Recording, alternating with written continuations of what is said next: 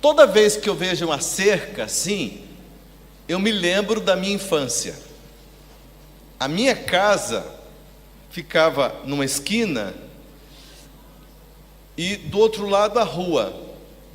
Mas do lado de cá, uma cerca separava a minha casa da casa do vizinho. Eu tinha mais ou menos uns 6, 7 anos de idade. Era a minha idade. Acontece o seguinte: o nosso vizinho não era cristão. E nós, adventistas do sétimo dia, cristãos. O vizinho inventou de fazer um negócio agora. O vizinho bebia, ficava completamente embriagado, ia lá para a cerca que dividia, né, a nossa casa da dele, encostava a barriga dele lá na cerca, voltado para a gente, para nós ali, olhava para cima e dizia: Deus, você está me ouvindo? Cadê você? Ah, você não vale nada. Eu acho até que você não existe. Vamos fazer um teste? Ó, eu estou aqui. Se o senhor existe, me fulmina. Me fulmina, manda raio do céu, me fulmina. Cadê? Me fulminou. Você não existe. E começou a xingar Deus, e xingava de palavrões. Eu, na minha casa, ficava morrendo de medo. Com a porta entreaberta, eu ficava olhando na fresta da porta assim, olhando para a cena aterrorizado e dizendo: Deus, por favor, fulmina ele. Ele está pedindo, Deus, para o Senhor fulminar ele. Ele está te desafiando. O Senhor não vai fulminar ele? Por favor, fulmina. Eu quero ver o raio descendo do céu. Prova que o Senhor é Deus. Prova. Fulmina ele, porque senão o Senhor passa vergonha e a gente passa vergonha também, porque toda essa vizinhança sabe que nós somos cristãos e o povo está ouvindo. E o Senhor, se não fulminar ele, vai ser uma coisa terrível. Então fulmina ele, por favor, Senhor. Eu ficava pedindo para Deus fulminar o homem. E ele lá, todo abusado, com a barriga dele encostada na cerca, virada, né? Virado para a gente, para a nossa casa, e gritando: E aí, Deus? Como é que é? Vai me fulminar ou não? Eu já estou cansado de esperar. Tá vendo? Não existe, não existe. Deus não existe. Deus não existe. E eu desesperado, olhando e dizendo: Deus, por favor, é a nossa chance. Fulmina ele, por favor. Agora, Senhor, fulmina. E Deus não fulminava o homem. Ele não vinha com um raio para torrar aquele sujeito todinho, para morrer torradinho ali, ó. Pronto, Deus existe. Ninguém vai brincar com a gente porque Deus existe. Pronto, acabou. É isso que eu queria. Isso se repetiu muitas vezes. Esse homem era muito abusado. Um dia,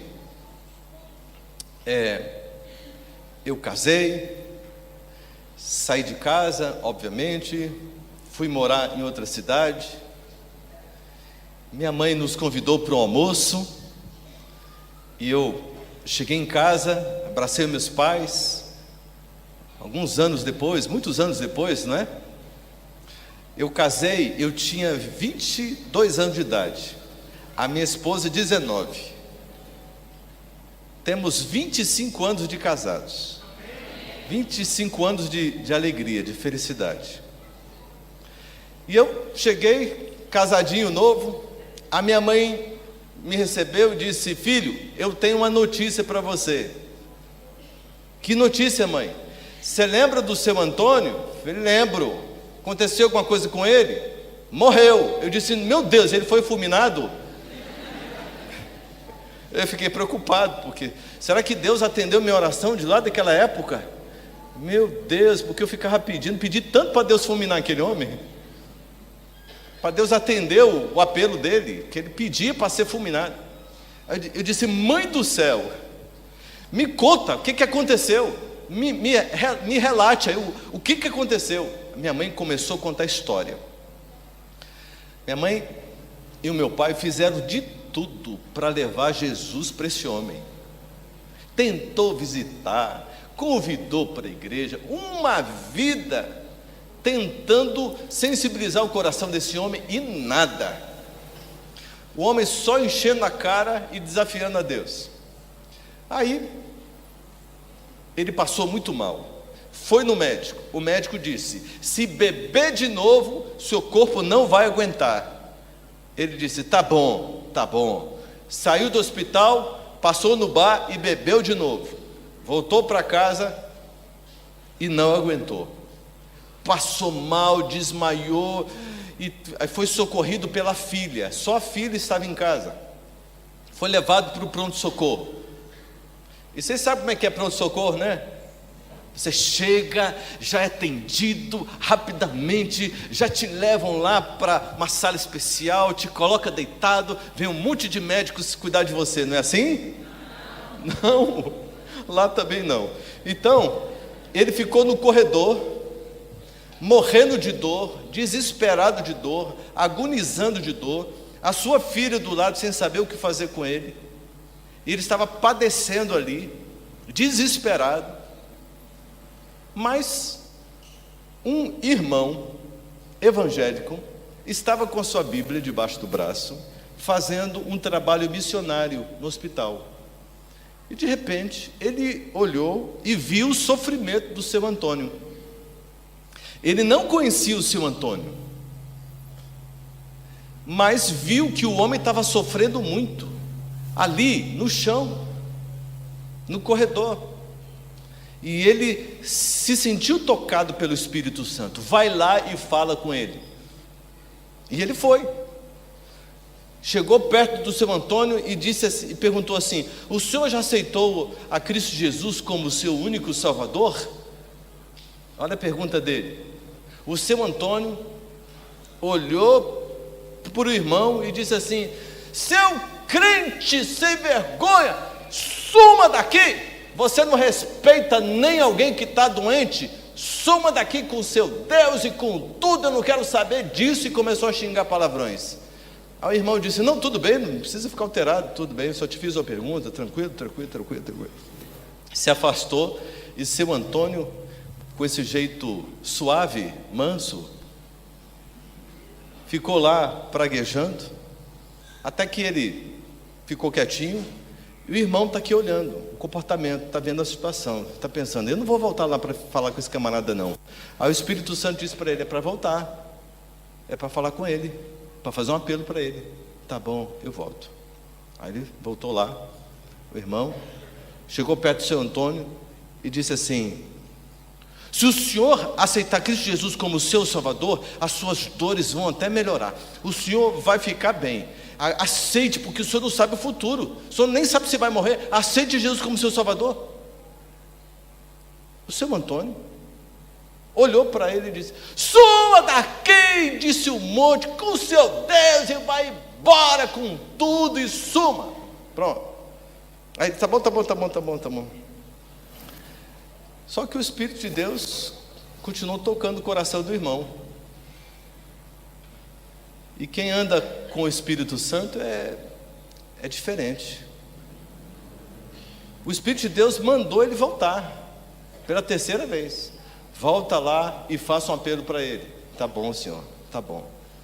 E o senhor Antônio, tão educadinho, ali, morrendo de dor, o irmão já chegou com atitude mais firme. Essa é a última vez que eu vou te fazer um apelo. Se o senhor não aceitar Cristo Jesus como seu Salvador, o senhor está perdido, vai morrer aí a míngua, está perdido. Você aceita ou não? Aí o seu Antônio olhou e disse: mas esses crentes são tudo doido da cabeça. Como é que pode um negócio desse? Como é que esse negócio de aceitar Jesus? Opa! Aí o irmão aproveitou e tal, e já deu um estudo para ele, que ele até esqueceu das dores. Deu estudo e tudo. E o senhor aceita? Aí ele disse: eu vou experimentar. Aqui eu não fico livre disso, me persegue a vida inteira. Tá bom, eu aceito. Aí ele disse: eu vou fazer uma oração de entrega para a remissão dos seus pecados, para que o seu coração fique nas mãos de Jesus. E se você concordar, você vai dizer amém. E aí ele falava e o seu Antônio dizia amém. Amém, amém, amém. Conversou um pouquinho mais, deu algumas orientações espirituais. O seu Antônio ficou calmo, sereno, tranquilo, não xingou mais palavrões, mudou o comportamento e 2 horas depois morreu. Irmãos, será que Jesus salvou o seu Antônio? Olha, sinceramente, eu acho que sim. Dá para a gente entender a graça de Cristo? Tem jeito? Porque o nosso coração é tão egoísta, o nosso jeito de pensar é tão parcial, que a gente muitas vezes subestima o poder de Deus de salvar o pecador. Se Deus perseguiu este homem a vida toda e mandando o servo dele fazer uma intervenção direta no coração dele, e se por fim ele confessou a Cristo Jesus como seu Senhor e morreu, a graça bastou para ele. Se ele tivesse tido oportunidade de continuar vivendo, ele seria um novo homem, no nome de Jesus. Incrível. Muitas vezes temos uma dificuldade gigantesca de compreendermos a graça de Cristo, e a gente sai por aí condenando as pessoas. Aquele ali tem o diabo no couro. Aquele outro ali, não, aquilo ali deve mexer com coisa errada aí fora. Aquele outro ali, porque isso aí é típico do acusador dos irmãos, que é Satanás. Eu orar por aquela pessoa ali, aquilo ali não tem jeito, aquilo ali não presta, não vale nada. Quantas e quantas vezes nós condenamos pessoas, sendo que esta não é a nossa competência. A competência de Deus é salvar, julgar, mas a nossa competência é ter esperança. Eu estava num restaurante almoçando no domingo, de repente apareceu alguém desesperado, aliás, me ligou, desesperado, dizendo: por favor, vai acontecer o funeral agora, estou aqui no cemitério tal, morreu uma pessoa, vem correndo por favor, porque você só tem 10 minutos para chegar aqui, e por favor, não tem nenhum pastor aqui, não tem ninguém aqui, por favor, venha. Eu saí correndo, deixei o prato e saí correndo. Cheguei no cemitério, as pessoas vieram me atender, me recepcionar, enquanto caminhava ali para o velório, porque daqui a pouquinho eu já ia sair. Enquanto estou caminhando, uma parente se aproximou: muito obrigado e tal. E eu perguntei: escuta, ele era adventista? Não. Qual a religião dele? Não tinha religião não. Morreu do quê? De tanto beber. Aí minha cabeça deu uns nós assim. Falei: meu Deus, o que eu vou falar? O que eu vou falar? E aí eu cheguei assim, olhei a situação, vi a viúva, chorava desesperadamente, com as 2 filhas abraçadas, chorando ali, o caixão com aquele homem, algumas pessoas por ali tristes e tal. E aí eu me vi inserido na cena, e olhei, e aí disseram: o pastor chegou. Eu disse: Senhor, qual é a palavra? O que eu vou dizer nesse caso aqui? Aí Deus me deu um texto. eu abri o texto, li e disse: a competência de Deus é o juízo, e o juízo dele é perfeito, encharcado de amor e misericórdia. A nossa competência não é julgar pessoas. A nossa competência é ter esperança. E eu olhei para a mãe e para as filhas e disse: vocês têm direito, estão livres para terem esperança no coração, de que este caso aqui foi bem resolvido nas mãos de Deus, o misericordioso, o clemente, o longânimo, o todo-poderoso, aquele que deu seu filho para salvar o pecador. Vocês podem ter esperança. A mãe, quando ouviu isso, ela abraçava as filhas e dizia: está vendo, nós podemos ter esperança, podemos ter esperança. Arrancou aquelas 3 mulheres do desespero, da angústia, e elas ficaram serenas. Ouviu a oração, e o caixão foi retirado, e elas vieram falar comigo, e elas disseram: muito obrigada, confortou nosso coração. Nós entendemos que o julgamento é por conta de Deus. Deus é perfeito, Ele resolve. Mas quanto a nós, podemos ter esperança.